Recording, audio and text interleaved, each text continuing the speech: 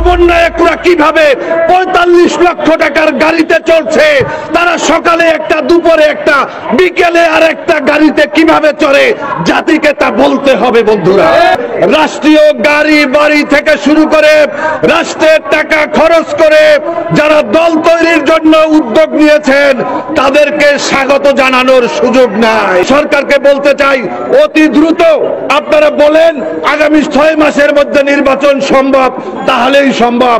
আপনারা যে 2026 সালের কথা বলেছেন তাতে দেশের মানুষের সন্দেহ সংশয় রয়েছে।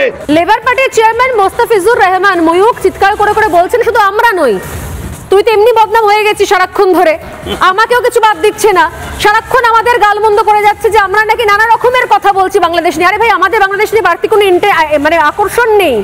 নিজের দেশের নেতারা কি বলছেন তাদের কথা তো শুনুন। সন্দেহ হয়নি কখনো ময়ূক?